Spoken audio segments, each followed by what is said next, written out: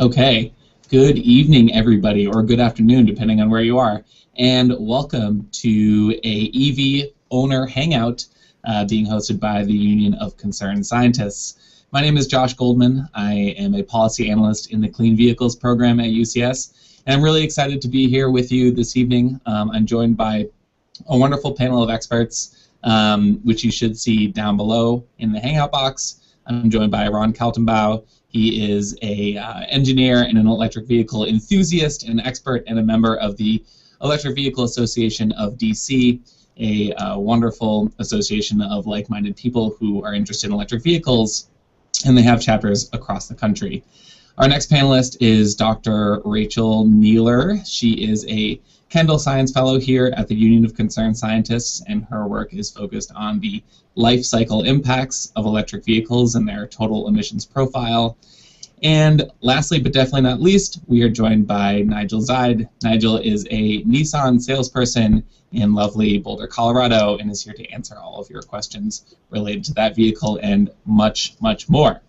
So thank you again for joining us.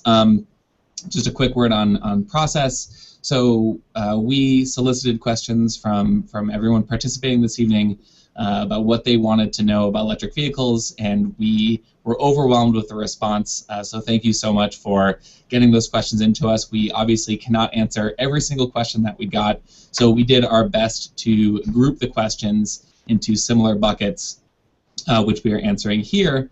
And if we don't get to your question, my colleague Lucy, who is on the line as well, will be following up with people individually.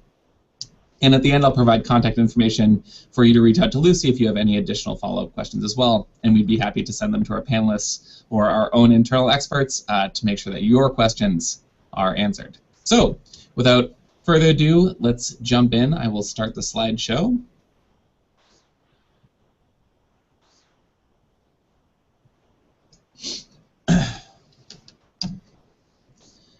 So here at the Union of Concerned Scientists in the Clean Vehicles program, we're really concerned about our oil use in the transportation sector. And we have a plan to reduce the nation's projected oil use by half within 20 years. It's a plan we're calling Half the Oil. You can check it out at halftheoil.org. And this plan focuses on both increasing the efficiency of our vehicles on the road as well as innovating additional solutions to our oil use. And so under the efficiency tab, I mean increasing the efficiency of our light cars and trucks, which we project can save an estimated 4.2 billion barrels of oil per day. Increasing the efficiency of our commercial vehicles, so our trucks and other heavy-duty vehicles that move our goods and freight around the country. Increasing the efficiency on planes, trains, and ships, and also increasing the oil efficiency in our buildings, homes, and industry. And on the innovation side of our half the oil equation, we focus on promoting electric cars, electric vehicles as an oil-saving solution, along with better biofuels made from non-food sources, and of course, smarter transportation systems that get people where they need to go more efficiently and with less oil use. But everyone is here this evening to talk about our very favorite electric vehicles, which I am glad to speak of as well. And we here at UCS are big fans of EVs for good reason. They are quiet, they are fun to drive, and perhaps most importantly, they are quite clean when it comes to an emissions standpoint. But just looking at the vehicle itself doesn't tell the whole story when it comes to an electric vehicle's emissions profile. We need to follow that orange cord back up to the house and see where the electricity that charges the electric vehicle comes from. And in fact, we got a question that went to this which was from Don, Linda, and Stephen, all from Georgia, who asked, how do I respond to the criticism that electric vehicles are powered from dirty coal plants and therefore are not as clean as gasoline or clean diesel? That is an excellent question and one we have addressed here at the Union of Concerned Scientists. And so to answer that, we want to look at our current electricity generation across the United States grid today. So as you can see, on average, electricity generation in the U.S. is about half from coal, with the rest coming from natural gas and nuclear, and about 10% coming from wind, solar, and hydropower. But these national averages don't tell the whole story because our electricity grid is divided up into different regions. So if we look at two of the largest regions, we can see a big difference between the upper Midwestern grid displayed here, where coal dominates, and the Pacific Northwest grid, where a large share of renewables, especially hydropower, enter into the mix. And so charging an EV in these places does make a difference because the electricity is produced in a different manner. So in the upper Midwest, driving an electric vehicle is like driving a vehicle that goes 37 miles per gallon, whereas driving an electric vehicle in the Pacific Northwest region is like driving a vehicle that goes 73 miles per gallon of gasoline equivalent. And this is because those regional electricity grids are different. And so when we expand this to look across the country, you can see that it does, although the miles per gallon equivalent of electric vehicles does vary from region to region, on average, no matter where you plug an electric vehicle in, you are going to be doing better than some of the best hybrid gasoline vehicles on the market today. So to respond to that initial question, even if you live in a regional electricity grid that is dominated by relatively dirty coal power, your electric vehicle still has a positive miles per gallon equivalent compared to internal combustion engines or just gasoline-powered vehicles. So that's the story today. And if we look at where our electricity generation is going tomorrow, right now we see a major shift taking place because coal is beginning to decline as old, dirty, and inefficient coal-fired power plants are shut down, whereas the share of natural gas that is powering our electricity grid is growing along with renewables. But if we continue down this path, we are not going to meet the climate objectives that we need to meet to address the challenge of climate change. So down this path, you see we will only achieve a modest reduction in the overall emissions from our electricity generation sector. So this is why at UCS we see changing the path forward and focusing on an electricity sector that produces electricity from renewable resources and limits the amount of coal and natural gas and other fossil fuels in our electricity mix. And if we reach this path forward, one of the reasons why we are so excited about electric vehicles is that when they're charged by renewable resources, they can achieve an equivalent of around 500 miles per gallon, which is obviously much better than any gasoline vehicle on the road today. Now, one other question that we got, which we have already answered here at UCS, is what is battery range and how do I respond to the criticism that I like to travel and an electric car is only for traveling short trips in town? So these are great questions, and we wanted to determine how many Americans today can use an electric vehicle and whether the technology of electric vehicles is to the point where it can meet the needs of many driving Americans. So this past year, we conducted a national survey in conjunction with Consumers Union, and we found that 42% of American households with a vehicle could use one of today's electric vehicles. And that's quite a big number. That translates into about 42 million households. And so what you see here, these are the three main criteria that we had for making this determination. And this determination was based on a plug-in hybrid electric vehicle, so not a battery electric vehicle. So we looked at whether people have access to parking in a plug, whether they need to carry 4 or fewer passengers, and whether they need to haul or tow gear. Now, when it comes to range, we wanted to know how far people drive on a daily basis. They go to work, back and forth, maybe they go to the store to run some errands, they go pick up their children from somewhere, and what we found is that 69% of American drivers drive less than 60 miles on weekdays. And this is well within the range of many of the battery electric vehicles or total electric vehicles that are on the market today. So you'll see, for example, the Tesla goes 265 miles per charge, the Chevy Spark electric vehicle and the Honda Fit go 82, and the Nissan Leaf goes 75, and the Mitsubishi i-MiEV goes about 62. And so this demonstrates that the technology of battery electric vehicles is to the point where it can meet the needs for millions of Americans, and electric vehicles are here and they are ready to be a major part of our transportation system.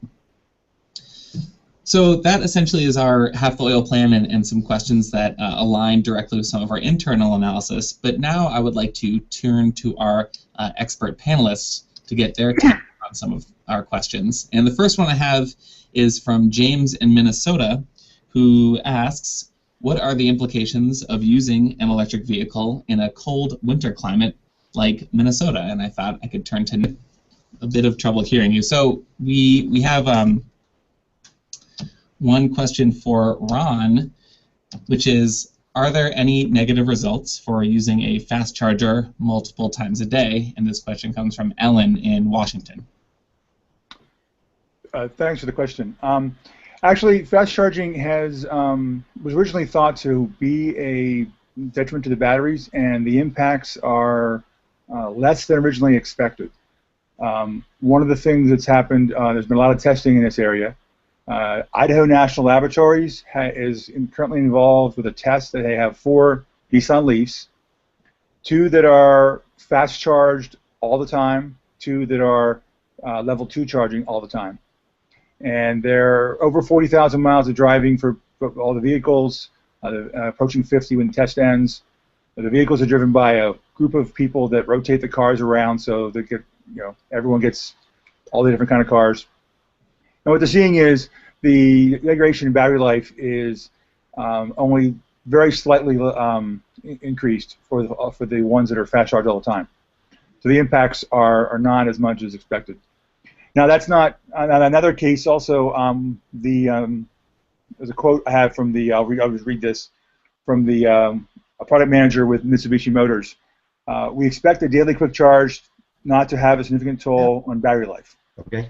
So the vendors do expect people to use this. Now, multiple times a day, if you do that every day, that could have an impact. But even a daily or somewhat frequent charge on multiple charges isn't seen to be having a serious problem. Okay.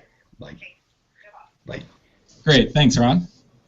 So I have one more question for you, Ron, and that comes from Robert in Oregon, who asks, should an electric vehicle be charged even after a short drive, or should the batteries be nearly drained before charging them back up?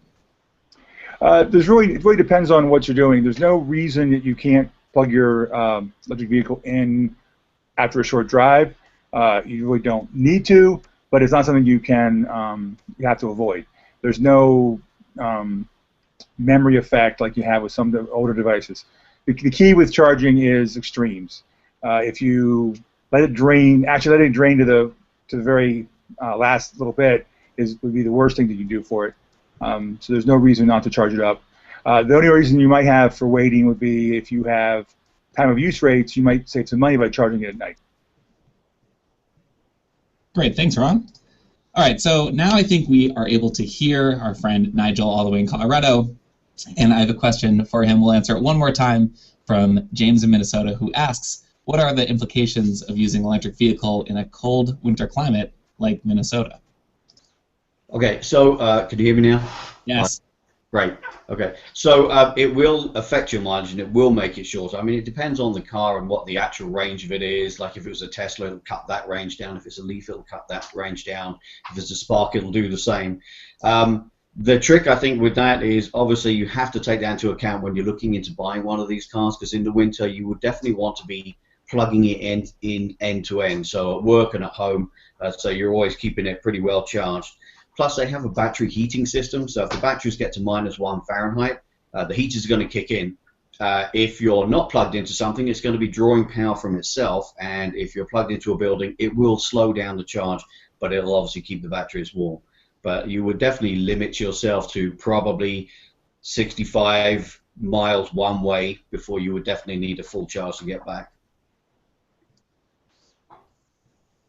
Great, thanks. So our next question comes from John and Amy, both from California, and they both asked, are there many charging stations today, and when can we expect a better infrastructure to expand the number of available stations across the country? And I will turn first to Nigel, followed by Ron. Nigel? That's actually growing at quite a rate, and I go to lots of meetings and I meet an awful lot of people who are planning on putting in little blocks of EV stations. The 480 is obviously the kingpin of everything, because as soon as you've got a 480, then you can charge to about an 80% in half an hour, assuming you're empty. So the more of them that we have, like Tesla is doing their supercharging systems. I mean, that would be the ideal thing, is if Tesla was sharing their supercharging stations with the other manufacturers, so that we could all use them, as Tesla can come and use ours. It should be a two-way street, really.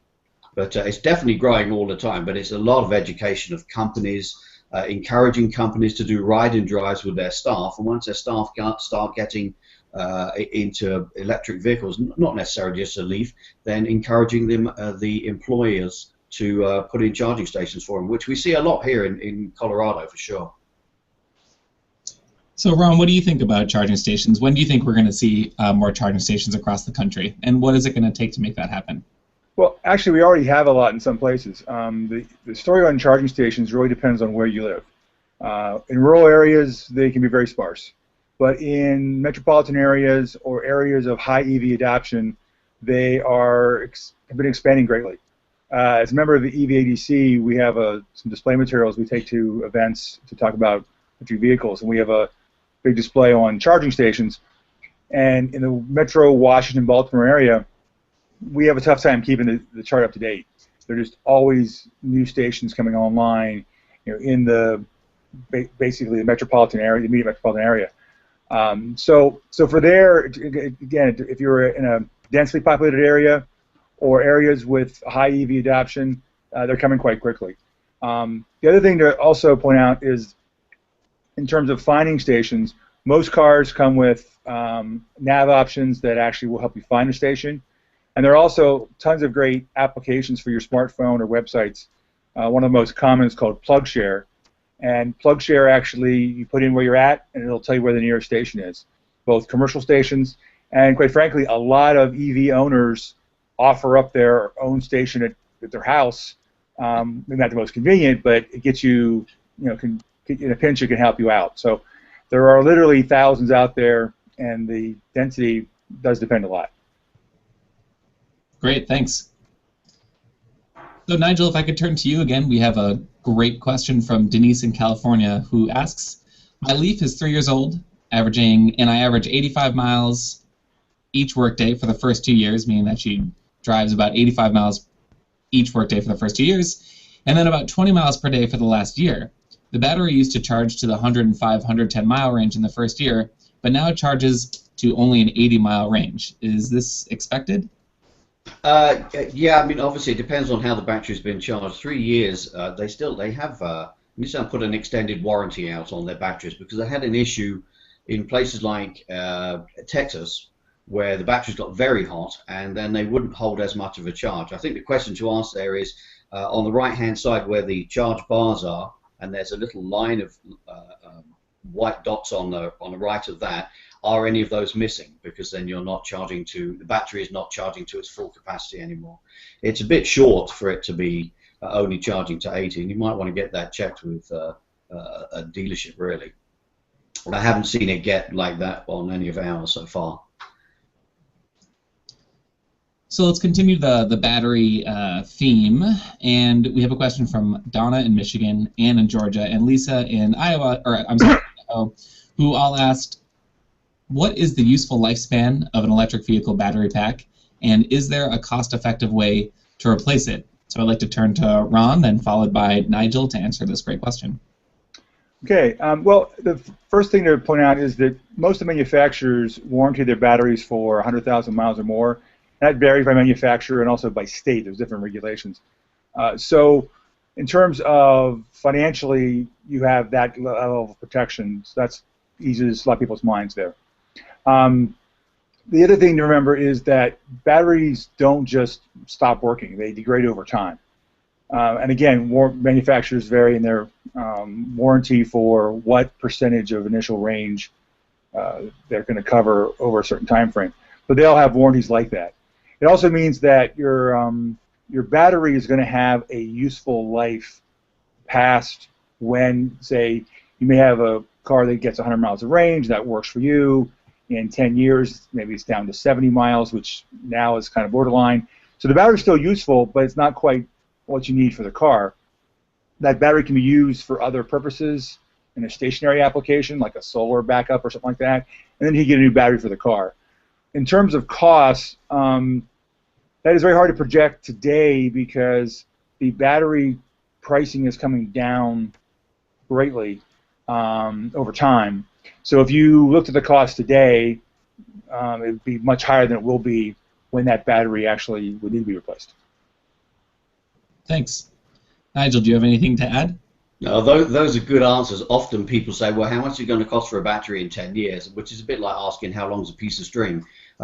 When you remember how much the batteries were for a Prius when they first came out, and people were quoting $18,000, and now you can have one installed, a rebuilt one for under $2,000 and a brand new one for about $4,000. So yeah, that price is just plummeting. And one day, the technology in the batteries is going to be so far beyond what we have now, we'll sort of laugh at our 100-mile range cars. Great. So our next question comes from Deloitte in Texas, who asks, how reliable is an electric car, and where do I take it for servicing? Nigel, where can she take her EV for servicing? Well, you would definitely want to take it to someone who knows electrics. You don't want anyone messing around with a 400-volt, 24-kilowatt-hour battery. So yeah, specialized people obviously take it back to your manufacturers. And as far as reliability is concerned, it's a once-a-year service on it, where they just check your batteries, rotate your tires, things like that. It's the electronics and the software. We've had a couple of software updates that we've done in our cars, but apart from that, there's not really been any issues. I'm sure we will have them, as does every gasoline car, and we'll work our way through them and just get more efficient with them. Thanks. So moving from battery storage to battery charging, we have a question from Samuel in Florida and Alexander in Texas, who asked, is slow charging better for overall battery life and longevity? And does the temperature of a garage affect the amount of energy it takes to charge an EV? That is an interesting question, and I'd like to turn to Ron to try and answer it. Thanks. Slow charging, again, it depends on what you mean by slow charging. So there are, and we'll talk about this more a little bit later, but on the slow end, there's really two types. There's level 1, which is a 110 outlet, and level 2, like a 240 circuit. So those are both, might be considered in the slow charging, something you do at your house, for example. Every one of those you do doesn't really matter from a battery life standpoint. Those two are pretty equivalent. As far as your garage goes, as I mentioned earlier, batteries don't like extremes, but your garage is unlikely to hit the extremes that are going to be a problem. And for instance, in terms of extremes for cold, the Leaf and the Tesla are two of the best-selling electric vehicles in Norway this year. Not electric vehicles, but all vehicles. That's a very cold climate, and that's worked out very well.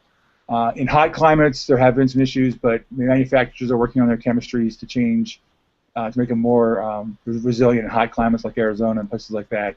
But a garage shouldn't be a problem. Great, thanks. And so speaking of charging, Ron, why are there 3 types of DC fast charging options, and is there standardize these types of chargers? This question comes from Michael in California and Patrick in Oregon. Well, that's a good question. And first, let me point out that the good news here is that for level 1 and level 2 charging, there is only one type of connector for the most part. It's called a J1772 plug, and all EVs on the market today either use that plug or have an adapter to use that plug. And this early in the resurgence of electric vehicles, having that standard for the primary way people charge is really pretty amazing, and it's helped the adoption curve accelerate because you only don't have competing standards at the level 1 and level 2 charging. For level 3 charging, which usually is considered like a DC connection, there it gets more difficult because you're connecting into the vehicle kind of at an underpinning how it works level. And so there are currently basically 3 kinds of standards. There's a SAA combo and then a CHAdeMO connectors. They've come through the standards process, and they are standards. The good news on those is you can create a charging station that has cables for both without adding a lot of expense, so hopefully that's something that will start to occur. The third kind is the Tesla, and one of the reasons why they're different is that they charge at just a much faster rate than the other two. because they have bigger batteries, Tesla felt they needed to have a higher capacity system, so that's why they went their own route. Where that's going to go, it's really kind of, we're kind of like in the those that are older on the call will remember the VHS and Betamax efforts and wars back in the early days of VCRs. The market has to work that out, and but the good news is on the level 1 and level 2 there is a standard, and on the other ones it'll work it out as the market sees which one's is best. Thanks, Ron. So, Ron, if I could turn to you once again, Alexander in Texas asks, I charge my Leaf using 110 volts. Would it use less energy per charge if I used a 220 volt charging dock instead? Yeah, I was curious about this too when I got mine, because when I got my Leaf, we kind of bought it we hadn't really planned to buy it just yet, and so we hadn't. Normally, you would get the charging station and put it in your house first. So we used 110 for about the first month, and my back of the envelope, kind of readings was also looking at other folks' experience on the internet, who in forums and such. I'm seeing people say they're seeing about an 8 to 10% savings from a 220 charge. I don't have any theoretical or definitive numbers on that, but that's the general rule of thumb I'm seeing from what I saw and what others have commented on. Great, thanks. So our next question comes from Adrian in California, Michael in Texas, and Michael in Oregon. And I'd like to turn to Rachel Neeler to answer this question. She's been on deck, but now it's time to step into the batter circle. So they ask, what is the state of battery development with respect to cost, energy storage, and EV range, and what can be expected in the near future? Rachel? Thanks, Josh. Yeah, this is a really exciting part of EVs right now. There's been a lot of recent investment in battery development for vehicles. The Department of Energy has the Joint Center for Energy Storage Research, whose goal is to create batteries with 5 times the energy storage capacity, 5 times cheaper in the next 5 years. Tesla is investing in producing batteries domestically and expects to drive costs down by 30%. Nissan is already building batteries in Smyrna, Tennessee, and GM just announced they'll be expanding their EV production in Detroit. So all of this means really good things for the future of batteries.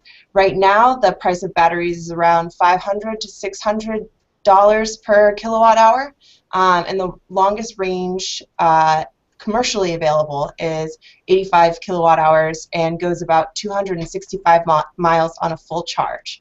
However, the research and public and private investments are just going to make batteries even better in the future. Thanks. So my next question comes from a whole host of people, and Rachel, you should be well positioned to answer it, considering it is in your wheelhouse area of expertise. And that question is, what are the facts behind the life cycle environmental impacts for modern batteries in today's electric vehicles?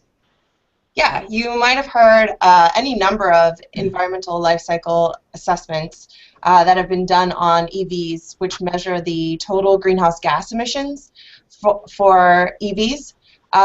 These assessments look at the vehicle from the extraction of raw materials to the production and use of the vehicle, all the way to the disposal and recycling of the vehicle parts.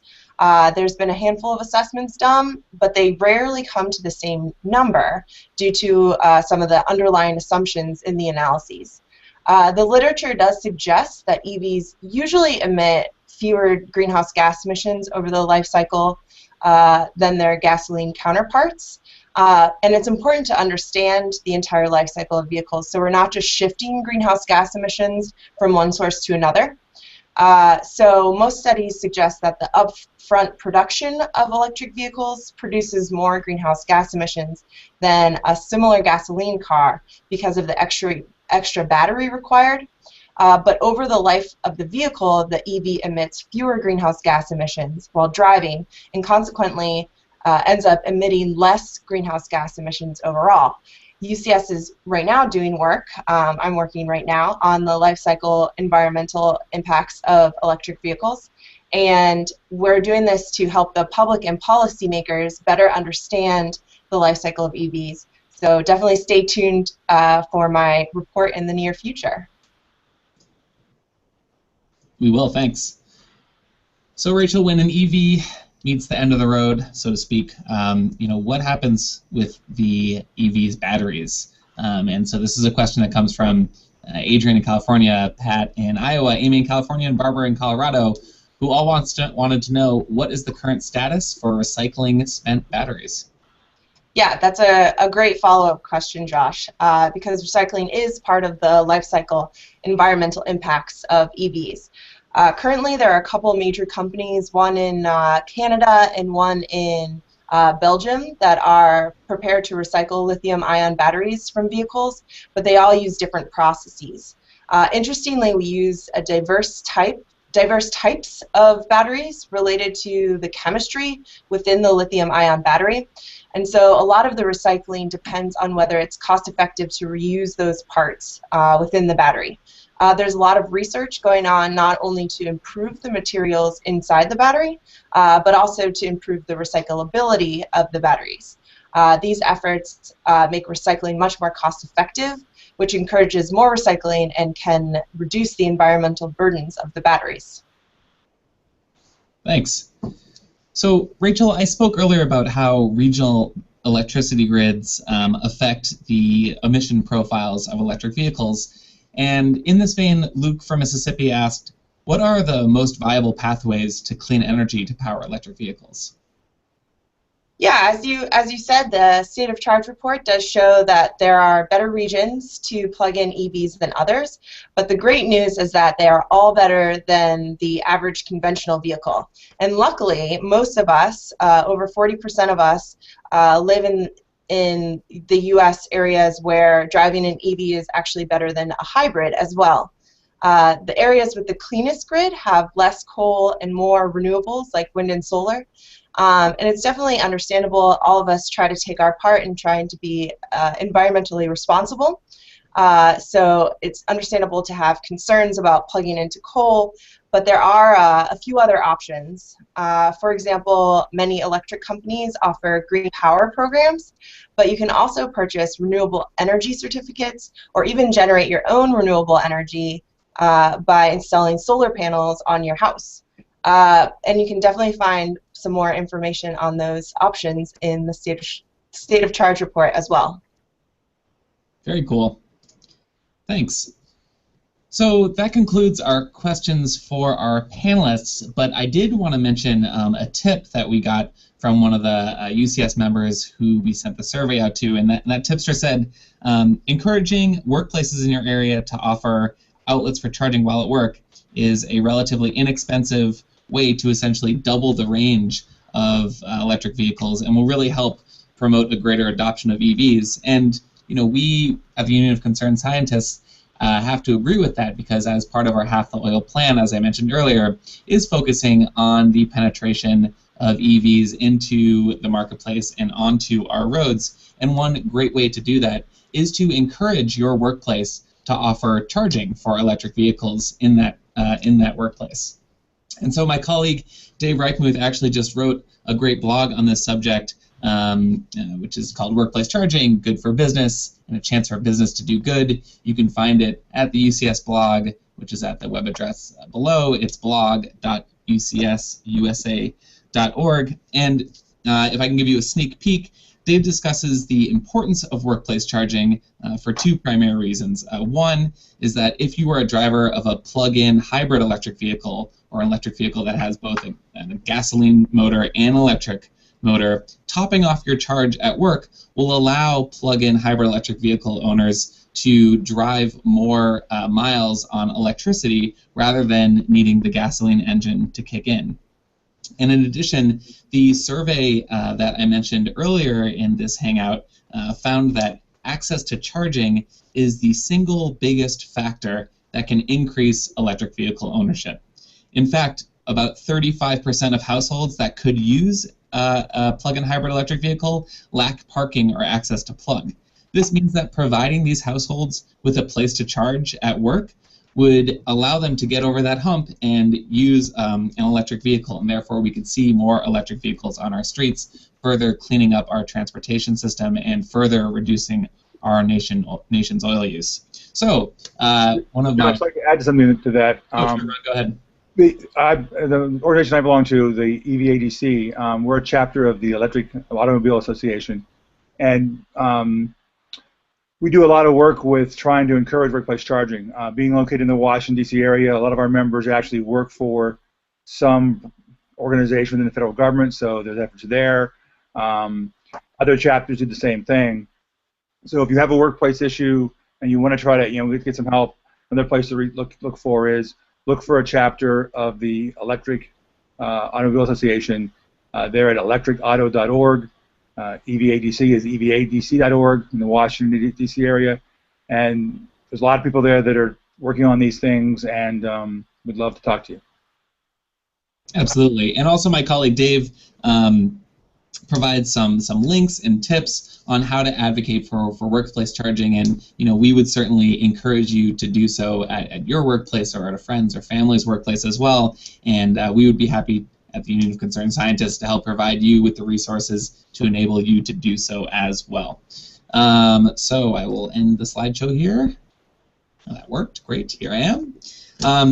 So in conclusion, I would just like to thank all of you for participating in this excellent Hangout. Thank you for your very thoughtful and detailed questions. As a reminder, if we did not get to your particular question, my colleague Lucy will be following up with you individually, and always feel free to reach back out to us with any follow-up questions. We love hearing from you, our members far and wide, and we love helping you promote electric vehicles as a solution to our oil use. So I would like to thank our panelists as well, starting with Ron here in DC, Rachel in the office right next to me, and Nigel all the way from Colorado.